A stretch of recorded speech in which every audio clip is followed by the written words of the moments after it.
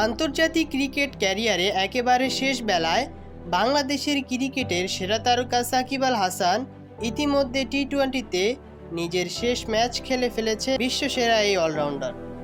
কানপুরে খেলার আগে টেস্ট থেকে অবসরের ঘোষণা দেন সাকিব। চলতি মাসে মিরপুরে দক্ষিণ আফ্রিকার বিপক্ষে খেলে ক্রিকেটের কুলীন সংস্করণকে বিদায় জানাতে চান তিনি। তবে টাইগার অলরাউন্ডার সেই আশা পূর্ণ হওয়া এখন জটিলই বটে। যদিও না মিরপুরে খেলার সুযোগ মেলে, তবে বিদেশের মাটিতে সাকিবের শেষ টেস্ট এটি।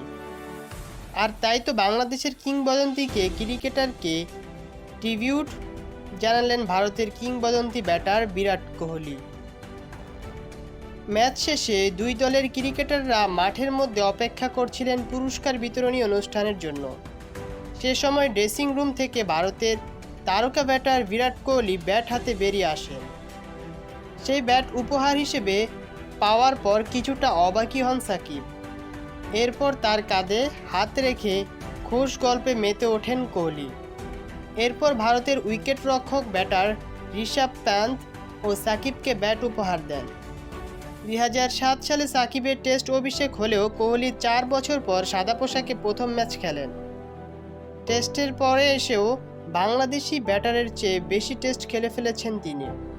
মঙ্গলবার ম্যাচ শেষে সাকিবকে শ্রদ্ধা দেখিয়ে প্রতিদ্বন্দ্বিতার ঊর্ধ্বে পারস্পরিক সম্প্রীতি ও সম্মানকে তুলে ধরলেন কোহলি। এরপর সাকিবকে সম্মাননা স্মারক হিসেবে দেন কানপুরে যাওয়া বাংলাদেশি ক্রীড়া সাংবাদিকরা।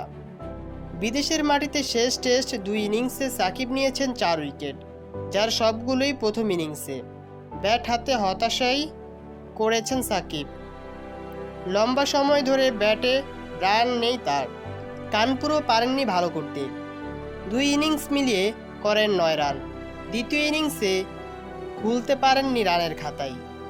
কানপুর টেস্ট শুরুর আগের দিন আন্তর্জাতিক ক্যারিয়ার থেকে অবসরের পরিকল্পনা জানান সাকিব। টেস্ট তিনি ছাড়তে চান চলতি মাসের দক্ষিণ আফ্রিকার বিপক্ষে খেলে। তবে দেশে ফিরে নিরাপত্তা ও এরপর দেশ থেকে নিশ্চয়তা না পেলে কানপুরেই সমাপ্তি টানার ইঙ্গিত দেন বাংলাদেশের ক্রিকেট ইতিহাসের সেরা তারকা।